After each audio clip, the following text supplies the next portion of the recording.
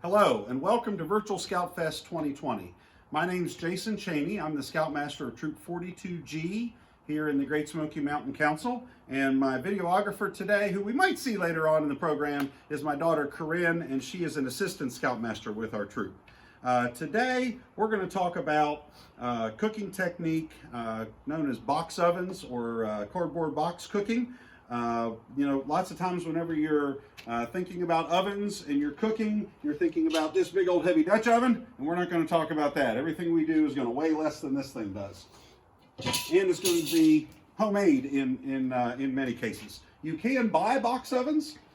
This is one that is put out there that you can use on top of your stove. It folds up pretty small, and then whenever you open it up, the bottom drops down, the top lifts up, you slide the sides in, and it actually has a nice little door on the front and a little thermometer so that you can tell how hot your oven is. We're going to use this later on to cook our meat muffins, okay? We'll set that up completely in a minute. The other types of box ovens are all going to be homemade.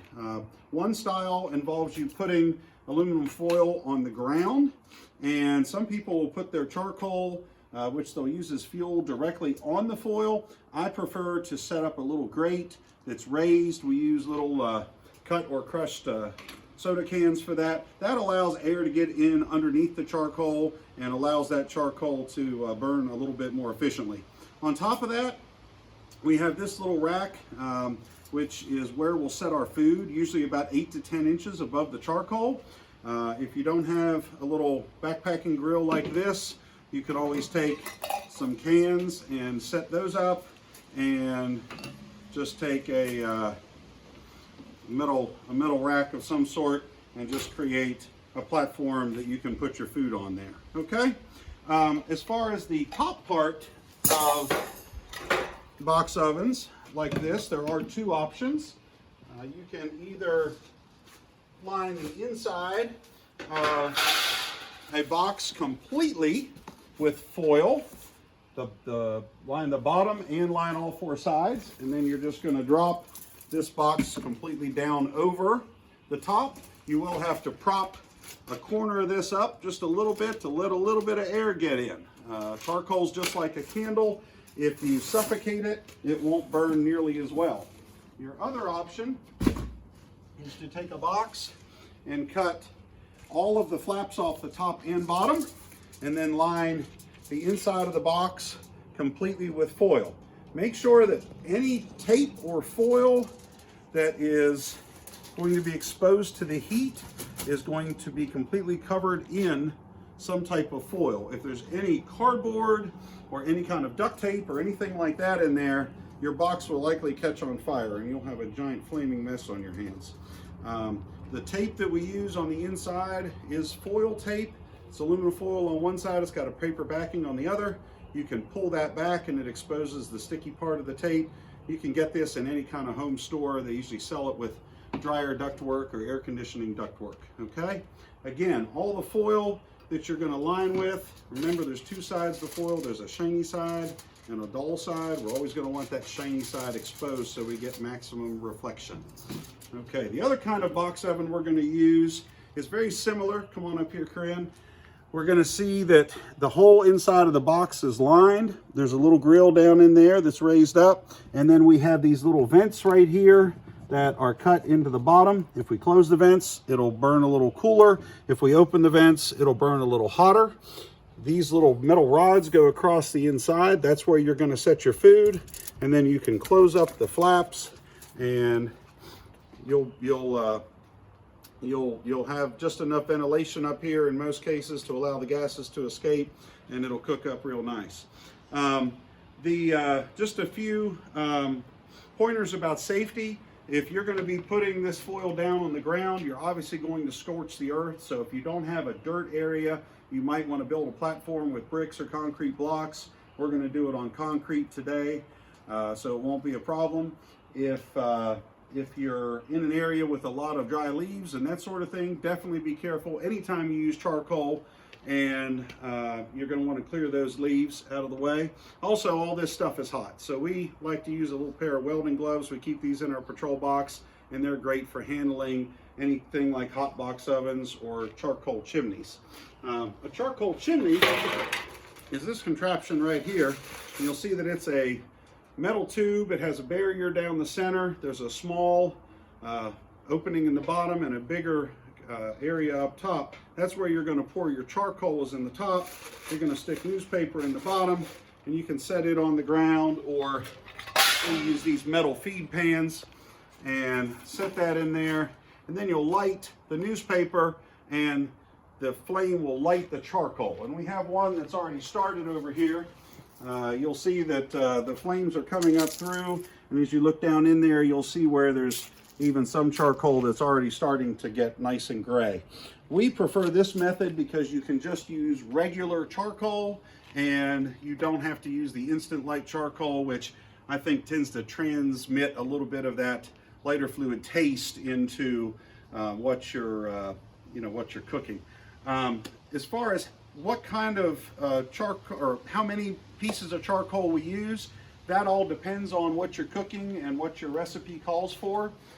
Most people will say that you'll get, from a good piece of charcoal that's not really burned through, you'll get about 35 to 40 degrees from each piece of charcoal. So I tend to think more on the 35 range, and I can close off the ventilation if I need to, and just kind of follow your recipe for that. But we'll show the placing of the charcoal in here, and we'll get started cooking in just a minute whenever that charcoal is ready to go. So now we're going to show you what we're going to make when we're outside cooking. A couple of these are really simple, and then I'm going to go through the steps for the main course meat muffins here. First of all, we're just going to be making some basic chocolate chip cookies. You can mix your own cookie dough up, but a lot of scouts will just opt for buying the refrigerated cookie dough. Scoop that out, and you're good to go. We're also going to be doing some blueberry muffins like you might have for breakfast. And for that, we just got just a pack of blueberry muffin mix. All you have to do is add milk to that, stir it up, and then we put it in the muffin tins. We do use the little paper or foil cups just because it makes the muffins much easier to pull out so they don't stick. And then the third thing that we're going to do is what they call muffin tin meat pies. Got this recipe off the internet, and it's worked out really well. First, you get a refrigerated pie crust, and you're going to roll that out to make it just a little bit bigger than what it comes out of the package. And we're going to cut two different circles. This doesn't have to be exact. A big circle and a small circle, okay? The big circles, like these, are going to go in the bottom of the cups, like this. And then the small circles will wind up going on the top. So we're going to take just a little break while we put these all in here, and I'll be right back.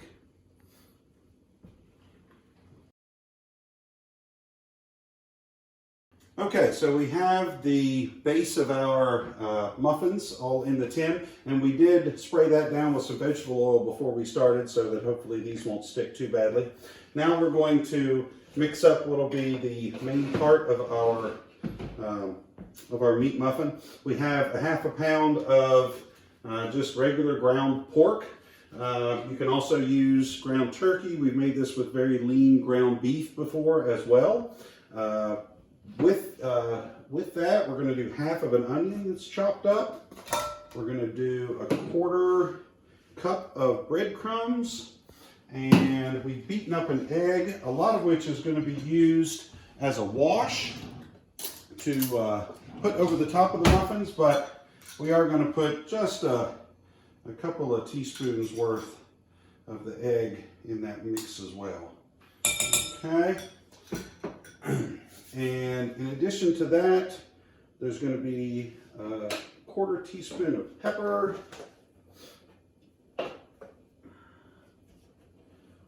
and a ½ teaspoon of sage,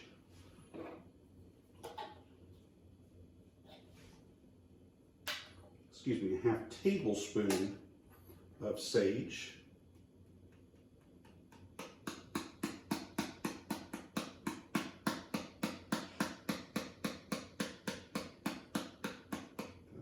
them out of there. Okay. And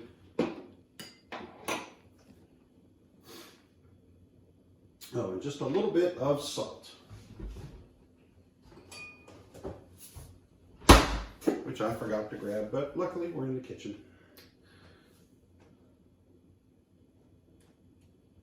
There we go. All right. So now, here's the part that the Scouts always enjoy. You dig in there and you mix all this up really good. Just get your hands in there and go to town on it.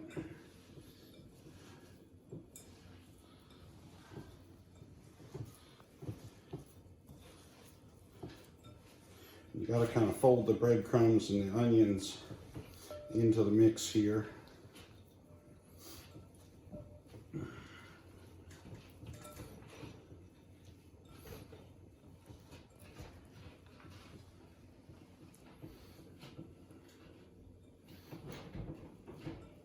All right, and then we try and divide this up into basically 6 equal pieces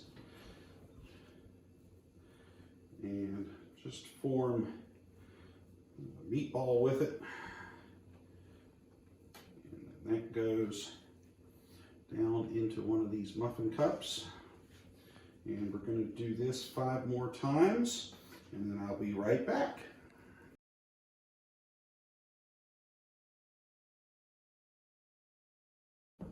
So now what you see is that we've taken the small circles and we've covered up the tops after we put in the meat mixture, and we're going to do that final one there.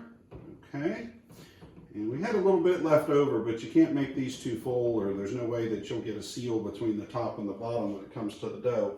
And then we're going to take the egg that we have left and just brush some over the top, and that'll allow the tops of these muffins to get nice and golden brown as we cook them.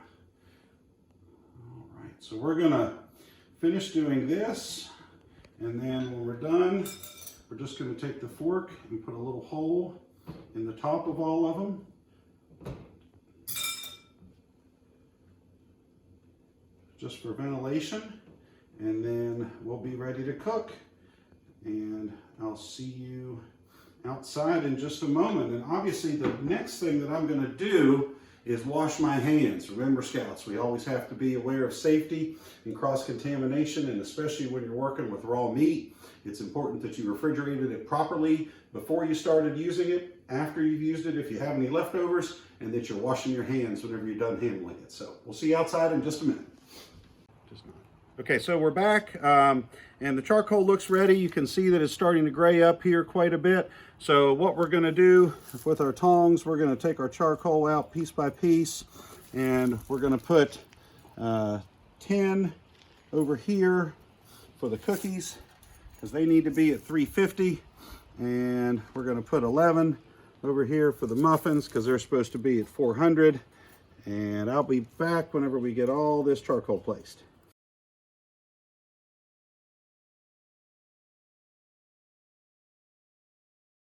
So now you can see we've got our charcoal placed there. We're going to place our cookies right here on our rack, and we're going to place our sides down over the top here. We're going to vent that corner with that little Coke can and put our lid on top. And once those get up to temperature, they'll need to cook for about 13 minutes or so.